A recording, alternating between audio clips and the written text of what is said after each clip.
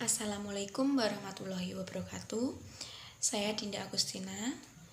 Di sini saya akan menjelaskan, memberi jawaban dari tugas yang telah diberikan oleh Ibu Herlina terkait bab 1 dan bab 2. Di sini bab 1 ada kasus terkait Joshua Wilson, dan bab 2 adalah beberapa exercise di bab 2. Nah, di sini saya yang pertama adalah menjawab soal kasus Joshua Wilson. Nah, setiap perusahaan harus menerapkan sikap perilaku etis dalam ruang lingkup akuntansi manajemen. Nah, di sini standar akuntansi yang diperlukan oleh Joshua Wilson adalah standar kompetensi, integritas, dan kredibilitas. Yang pertama adalah standar kompetensi. Nah, Joshua Wilson harus menjalankan tugas dengan baik dan memastikan bahwa informasi yang disampaikan adalah akurat. Bagaimana melaporkan persediaan akhir sesuai dengan realitanya. Jika hal tersebut merugikan, maka harus menjadi tanggung jawab bersama perusahaan. Yang kedua adalah standar integritas. Joshua Wilson harus menginformasikan persediaan akhir dengan sesuai aturan hukum yang berlaku, sesuai dengan inventaris yang ada. Nah, selanjutnya adalah standar kredibilitas. Wilson harus menginformasikan inventaris yang ada, bagaimana kondisinya, berapa jumlahnya, harus benar-benar diinformasikan sesuai dengan persediaan akhir yang ada di gudang Joshua Wilson.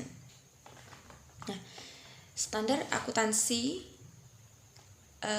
manajemen di sini harus diterapkan dengan baik karena sangat penting.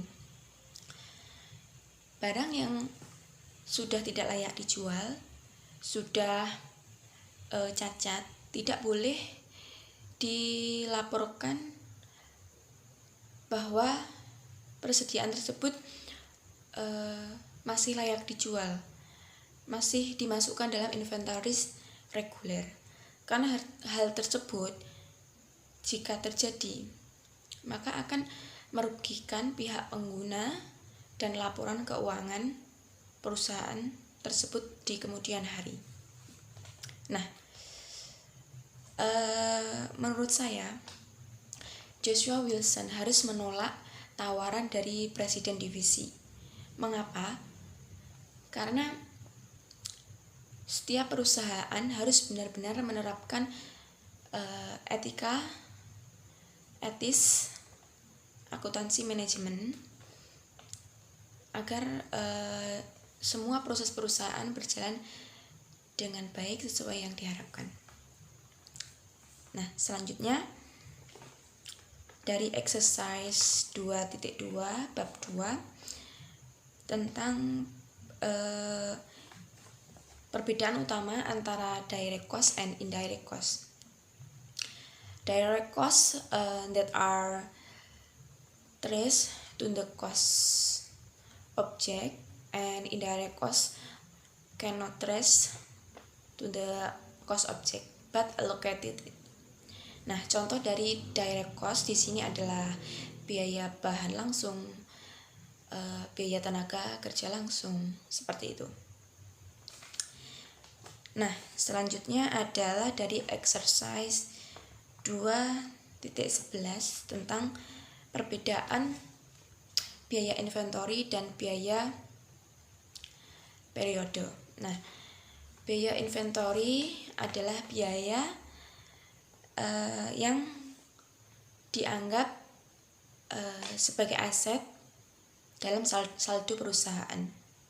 Harga pokok penjualan ditetapkan pada saat produk tersebut terjual. Nah, sedangkan periodic cost adalah semua biaya kecuali harga pokok penjualan. Nah, selanjutnya adalah exercise 2.12 terkait dengan biaya bahan langsung, biaya tenaga kerja langsung, biaya overhead pabrik, dan prime cost and conversion cost. Nah, yang pertama adalah biaya bahan langsung. Biaya bahan langsung adalah semua biaya yang pada akhirnya akan menjadi objek biaya dan dapat ditelusuri pada objek biayanya. Nah, misalnya biaya cukai, pajak penjualan, seperti itu. Terus yang kedua adalah biaya tenaga kerja langsung. Nah, ini adalah kompensasi dari semua tenaga kerja. Misalnya upah dan tanggungan yang telah dibayarkan ke dalam operasi mesin. Nah, selanjutnya adalah biaya overhead pabrik. Nah, biaya overhead pabrik ini mencakup semua biaya produksi yang terkait objek biaya, namun tidak dapat ditelusuri ke objek biayanya.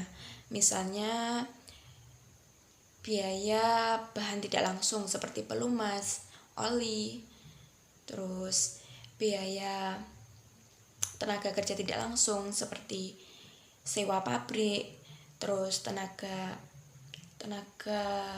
kebersihan, seperti itu. Nah, selanjutnya adalah prime cost. Prime cost adalah semua total jumlah biaya produksi langsung. Nah, rumusnya adalah prime cost sama dengan biaya bahan langsung ditambah dengan biaya tenaga kerja langsung. Selanjutnya adalah conversion cost. Adalah semua biaya kecuali biaya bahan langsung. Rumusnya adalah conversion cost sama dengan biaya tenaga kerja langsung ditambah dengan biaya overhead pabrik. Nah, selanjutnya adalah exercise 2.14 terkait dengan biaya produk. Biaya produk adalah jumlah biaya yang ditetapkan pada produk tertentu untuk tujuan tertentu. Nah, tujuannya yang pertama adalah pricing and product mix decision. Nah, di sini ditetapkan untuk mengambil keputusan berapa harganya, promosinya bagaimana. Terus yang kedua adalah reimbursement under government contract.